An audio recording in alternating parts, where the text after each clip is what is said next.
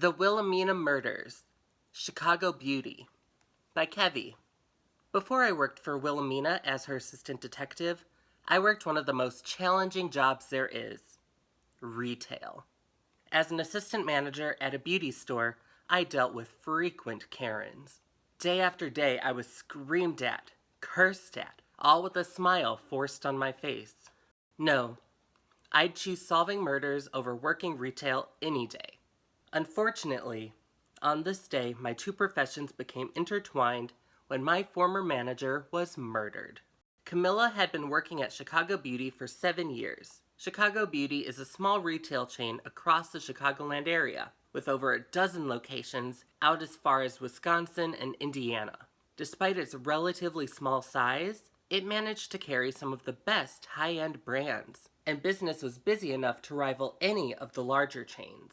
I worked at Chicago Beauty with Camilla for 5 years before leaving to work for Wilhelmina full-time. We got along very well, and even after we parted ways professionally, I considered her a good friend. I'd even stopped by the store to visit her on the day she died. I came into the store a little after 5, just an hour before the store was scheduled to close. They always close early on Sundays. When I walked in, a girl I didn't recognize shouted, "Welcome," from behind the register. She couldn't have been more than 16, with straight brown hair and dressed all in black. Later I'd learn her name was Cassie. Cassie was Chicago Beauty's most recent hire, only being there a couple months at that point. Almost immediately, I heard a bellowing, sing-song voice from across the store. "Oh, Patrick!" I turned to see Rhoda bounding toward me, arms outstretched. Rhoda had been with the store for 2 years before I left, and took over the position of assistant manager. Always a riot, I had a blast chatting with her whenever we got slow. She outdressed everybody, and did so effortlessly. Rhoda squeezed me for quite some time at the front of the store. When I got tired of hugging back, I let out an awkward chuckle and mumbled a quick, "Good to see ya." We exchanged a few pleasantries as I began to walk toward the back. In passing, I saw Matthew, the token gay they hired after I left, checking his phone in between stocking the shelves. I've never really gotten to know him very well, but we're cordial enough. I waved and he smiled back. Finally, toward the back of the store, I found Camilla. She was crouching in front of the bathroom, turning a screwdriver into one of the door's hinges. When she saw me, her face lit up. She placed the tool on the ground and stood to greet me.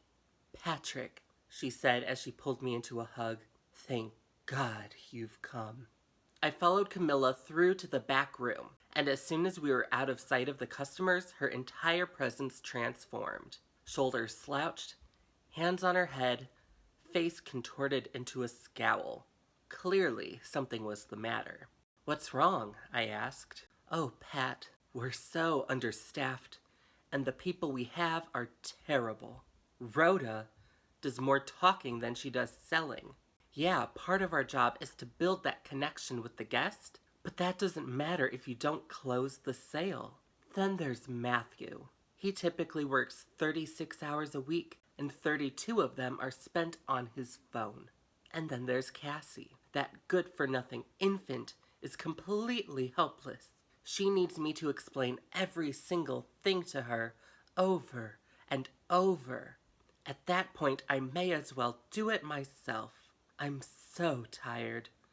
I hate it here. I hate them. Even with the half-dozen customer tantrums I have to deal with every day. It would be fine if I had a single competent team member. I'm doing all this by myself. I wish you'd come back here. You are the best guy who ever worked here." I said nothing while she vented, but after an awkward pause, I realized she was waiting for me to respond. Had she just offered me a job? "Cammy, I'm sorry things have been so hard for you here. I wish I could help.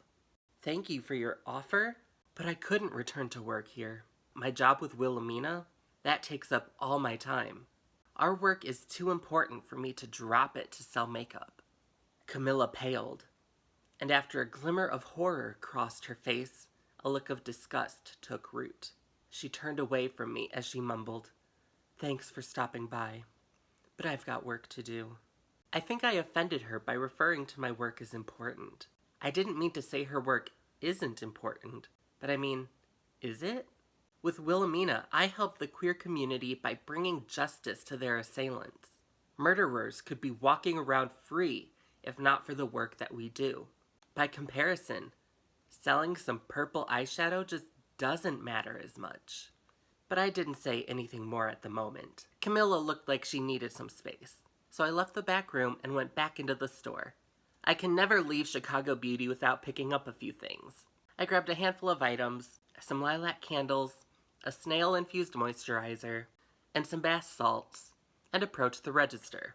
There was a short line forming, as Cassie was the only one at the register and still getting the hang of things. I didn't mind waiting. I had nowhere else to be. But the woman in front of me was visibly impatient, tapping her foot, hand on her hip, looking around for sympathetic patrons. When her eyes caught mine, I just gave her an awkward shrug.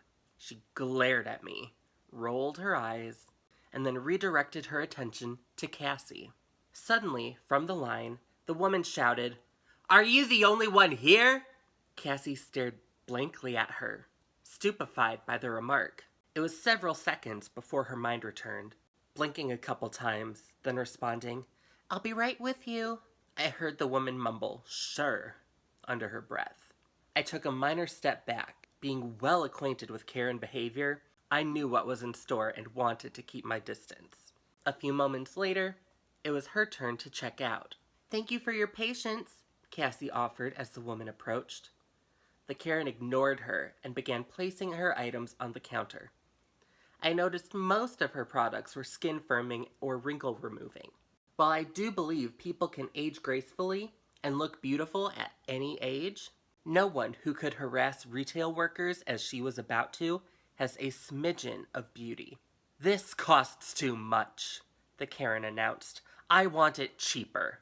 Cassie struggled to find the right words to respond, finally landing on, "I'm sorry, it costs that much because of the quality of the ingredients.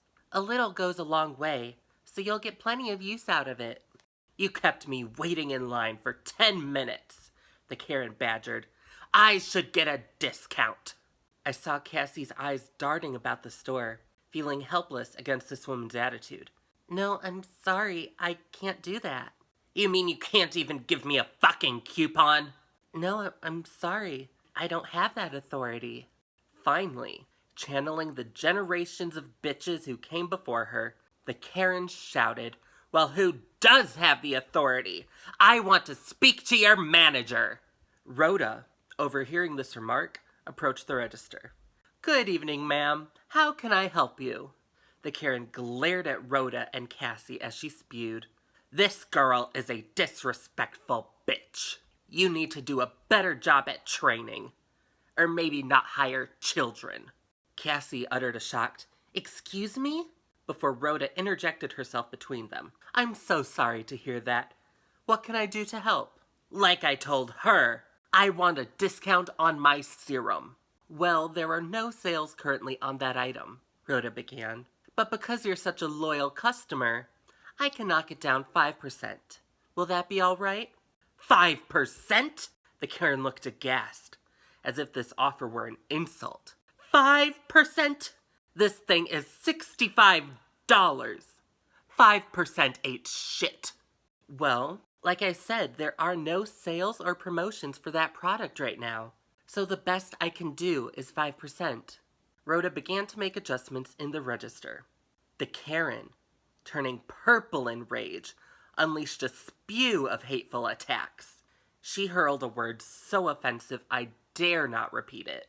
After doing so, and rightly so, Rhoda slapped the bitch. She slapped the Karen so hard that it got Camilla's attention from the back room. As she rushed toward the register, the fight continued. "How fucking dare you!" shouted the Karen. "Nah, bitch, fuck you," Rhoda spat back. "You don't come into my place of work and talk to me like that? Get the fuck out of here before I do it again." "Rhoda," Camilla chastised, "please go to the back room at once." Turning to the Karen, Camilla attempted to defuse the situation. "Ma'am, I'm so sorry about that. How can I make this up to you? All I asked for was a fucking discount, and I want my fucking discount! Absolutely, Camilla said. I can give you 15% off your entire transaction. 15? I have been beaten by one of your employees, and you offer me 15? Okay, I can do 20, but that's the most I can take off. Fine, I'll take it.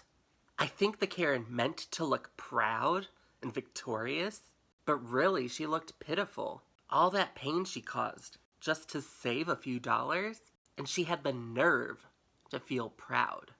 Camilla completed the transaction. Then, as the Karen darted away, the rest of us finally took notice of Cassie, who had been off to the side crying for some time now. Cammy took her hand and said, "Why don't you go take 5?" Cassie hurried to the back of the room without another word. So what happened next? Wilhelmina and I were sitting on her couch, the television muted since I began my story. Her and I have solved countless cases together, and I hope that her insight could prove which one of the 3 Chicago beauty employees murdered their manager. I resumed my story. Camilla told Matthew to cover the register, then went to join the others in back. Wanting to make sure everyone was okay, I left my stuff at the register and followed suit. As I entered the employee's back room, I heard shouting, "Your behavior was completely inappropriate. You are never supposed to hit a customer. You did not hear what she said to me. She deserved to get hit. Maybe so, but to actually hit her was out of line. I'm sorry, but I'm going to have to let you go." "Are you kidding me?" gasped Rhoda. "You can't fire me for that." "I certainly can. I will not tolerate an employee who is violent towards our guests. I'll give you 2 weeks. "Keep your 2 weeks. I'm out of here." Rhoda rushed to the door, beginning to sob. When she saw me, she wrapped her arms around me, cried for a moment, and departed. She ran out of the store and did not return. "As for you," Camilla began, turning to Cassie, "you need to pull yourself together. Working retail, you're gonna encounter a lot of mean customers. You don't freak out or cry about it. Honestly, I'd like to fire you too. But since we just lost Rhoda, I'm gonna need you here till we replace her. So buckle up and get over it. Put on a smile and get back out there." Cassie walked out, and I approached Camilla. "Don't you think that was a little harsh?"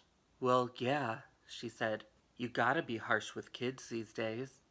You coddle them and they become spoiled and selfish. If she's ever going to make it in retail, she needs to toughen up." "Remember, Cammy," I retorted. 7 years ago, you were that kid.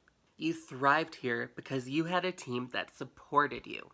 Your team is struggling now, and that comes from the top." I struck a chord with that. Camilla looked disgruntled at what I said, but I think behind that, she felt really hurt. She lashed out. "You think my work isn't important? What the fuck were you doing working here for 4 years if you didn't believe in what we do? We help people feel beautiful. It may not change the world, but it changes their world. And I think that's pretty damn important. Get the fuck out of here, Patrick, and don't come back." I think I started to stutter a rebuttal, but she cut me off. "You don't even work here anymore. You shouldn't be back here." I wish I hadn't let things end like that. Had I known what was about to happen, perhaps I would have attempted to repair things. As it stands, those were the last words Camilla ever spoke to me. I went back to the register, paid for my things, and left. Wilhelmina regarded me with sympathy in her eyes. "I'm so sorry, Patrick. I'm sorry that you lost your friend last night, in more ways than one. I feel awful. I wish I could do something to bring her back, at least so I could apologize. Sadly, life don't work that way. But there's something we can do. We can find out who killed her. Tell me, do you know anything that happened after you left?" By the time I left, it was just before close. Even though I wasn't there for it, I did enough closing shifts at Chicago Beauty to know roughly what happened. Camilla would handle the register, counting and recording its contents, and transferring excess cash to the safe and back. Matthew would be in charge of restocking, grabbing product from the back inventory, and replacing the goods that had been sold. Little Cassie would be stuck with cleaning duty, mopping the floors, wiping down the bathroom. Although since the door had been jammed for a week, she probably wouldn't have bothered with the bathroom. Employees like her are never very thorough, possibly because they don't get paid enough to care. I know while I was there, I barely earned enough to get by, and that was as an assistant manager. A girl earning minimum wage is going to exert minimal effort. You get what you pay for, and Chicago Beauty paid for squat. As soon as Cassie finished mopping, she would be free to leave. Matthew would be scheduled to restock for an hour after close, but he'd probably dip out after half that time. As soon as everyone else had left, Camilla could do her final closing duties, shut the lights off, and head out the back. So that's what normally happens. But something else happened last night, and Camilla never made it out of the store. Who found her? Rhoda found her. After sleeping off her rage, Rhoda hoped that she could get her job back, and showed up to open the store. She let herself in. As assistant manager, she has her own set of keys. And when she entered the back room, Camilla was on the floor, screwdriver penetrating through her eye socket. First thing Rhoda did was call the police. Second thing she did was text me. She's been keeping me abreast on everything that's happened this morning. Camilla's time of death was estimated to be around 8 o'clock, meaning that she would have been the only person in the store. There was no evidence of a break-in. Whoever killed her must have been inside the store before they closed. There were no clear prints on the screwdriver. They'd gotten smudged, as if from a haphazard wipe down. Clearly, the killer hadn't put much thought into the attack. Nothing had been stolen, and the safe had not been tampered with. The culprit only had one intention: to kill Camilla. Rhoda would certainly have had motive. Camilla had just sacked her.